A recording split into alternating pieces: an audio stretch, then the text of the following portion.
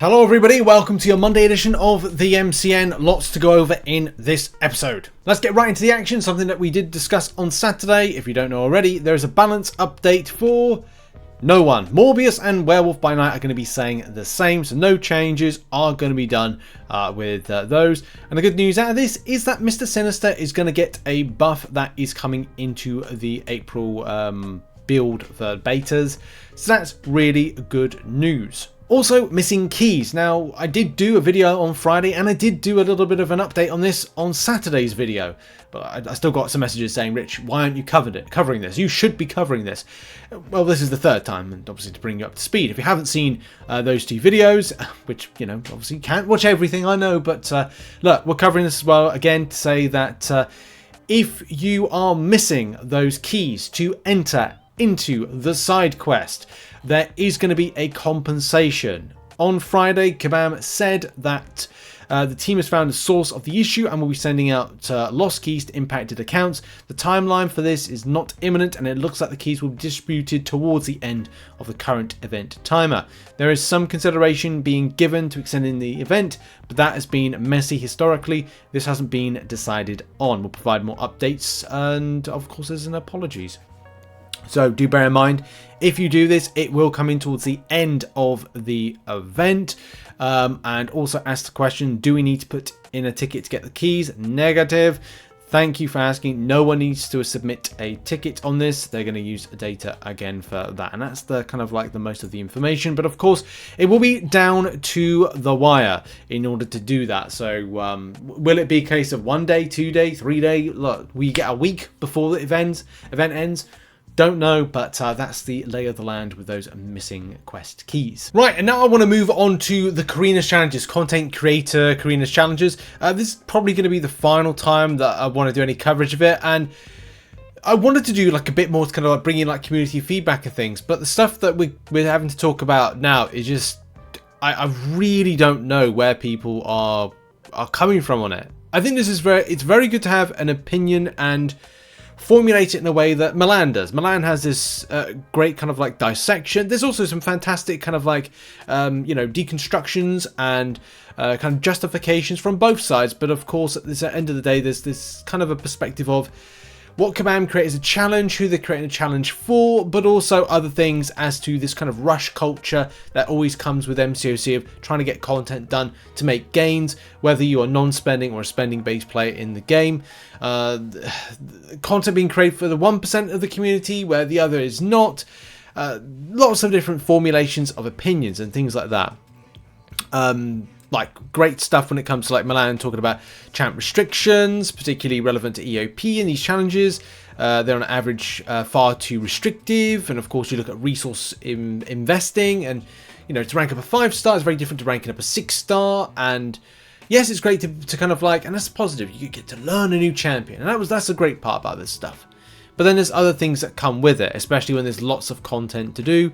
You know, and this is a great point here, where Milan says, stop using the word optional everywhere. Everything in the game is optional, but you really need to participate in certain game modes or you'll be left behind and find it difficult to find enjoyment out of the game for most endgame or mid-game players. Sure, you don't have to do any challenges, but most players do want that King Groot piece, and the EOP rewards make these events pretty much unskippable. Even if you, by the way, they're talking about Winter of Woe. If you spend a decent bit of money on this game, and you just because a piece of content is permanent doesn't mean you can do it at any time, as the rewards will become outdated and the content becoming irrelevant. That's very true. We have seen the time and time again with Labyrinth, Abyss, other Carinas challenges, variants, and even Battlegrounds, or to an extent. And that's the thing as well. Like, I have to hit 300k points in Battlegrounds. There's no, you know, that's something within our alliance we look to achieve because we want to remain competitive. I want to remain competitive, but it is something that, you know, there's a lot of things I need to do on a monthly basis. Last month, I didn't manage to hit my Battlegrounds restrictions, and to be honest, I should have been kicked from our alliance.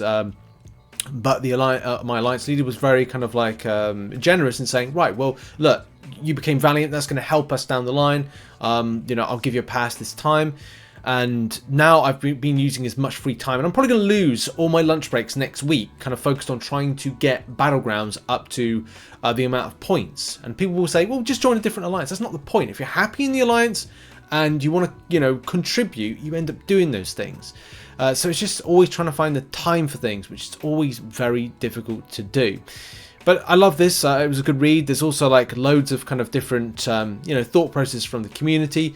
And the reason that I'm going to cover this is that the last time when it comes to this is it's just gotten a bit derailed in times. I'm not saying that like this is everyone in the community, but when there's stuff like this that it takes away from what is a good criticism, dissection, and I'd say advice to Kabam on how to look at the community. When, Karate Mike has to see things. I mean, look, if you're a content creator, I've been doing MCC YouTubing since 2015. I'm pretty certain I'm the longest running Marvel Contest of Champions YouTuber. You've got to grow thick skin. You really have to. Like, I can't remember, I lost count of the amount of times I was told to get cancer and die, other things. For the best part, everyone's good, but you have to grow thick skin in this, in doing this. And if any of the content creators being targeted, look, do bear in mind, these people just will say stuff. This is it. But this isn't acceptable if these are people within the community. But the problem is people will make these accounts up and just do this stuff. Like someone saying this, right? It's not acceptable. It's not cool. Just don't do it. It's not worth it. Like if this bothers you quite so much and you can't eloquently put why you're dissatisfied or come up with a decent criticism, right? You're a failure.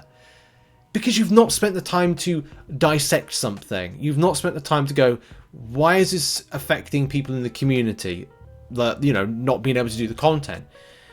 It's just not good at all. And this is just so bad. And as much as I kind of thought, I'll do another video to kind of like bring some more points in from the community.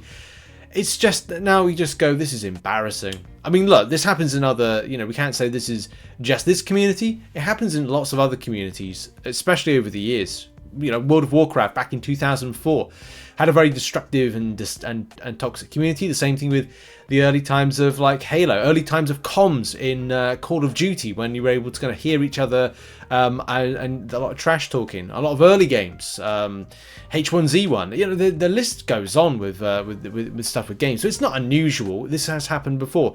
It's just a case of like I think people would like to hope that the community nowadays is different, is better. Be more like this, like eloquent in kind of putting together a post as to dissecting the matter, bringing points from different sides of the spectrum. But look, yeah. Anyway, let's end with a positive. There's some good news out of this week, and that's some compensation news. And the final story today is all about some good news. We are getting compensation. Now, one thing I did miss, and that is a response on Incursion Compensation. As a lot of you know, the black screen bug has now been fixed. If you've updated the hotfix, then that should be that problem solved. So it's really good news. But the talk, we said about compensation, mainly for revives. And I don't know what Cabal planned to, I wasted units for the bug, which was really annoying. Thankfully, after a bit of work in Arena, because, hey, you've got to grind in Arena nowadays. Sink your time into that, especially if you're non-spending in the game to get units quickly. Look, there was a bit of a update. The game mode wasn't taken down because, hang on, that's from something else. But anyway, on the subject of compensation being considered or no, yes, compensation is being considered. So we should get compensation. Well, we know we should get it. It's just whether or not Kabam are gonna get it, and they'd be very silly not to. I'm just a bit surprised we haven't seen it. Something like Incursion revives as quickly as we saw some of the Alliance potions, which I believe, if I click on the button, if I go to loyalty, let's get this up on the screen.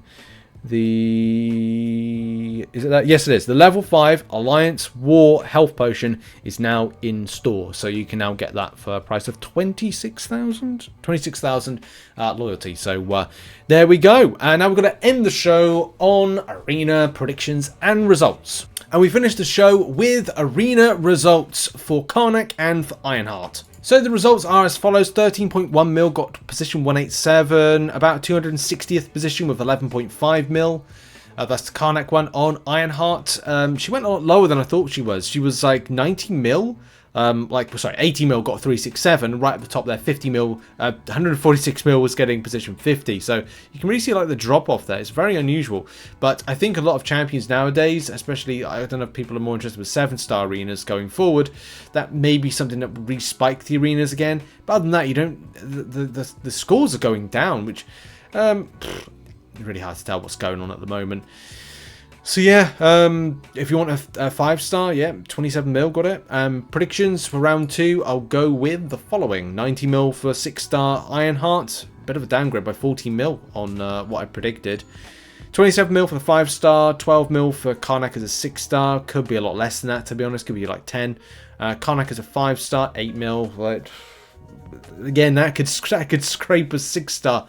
It's really hard to tell at the moment with arenas, but there we go. That's been it. That's been a show. Thanks for watching. Check out some other content located on screen and try and be good to each other. Please do that. That'd be very kind. Much love. Goodbye for now.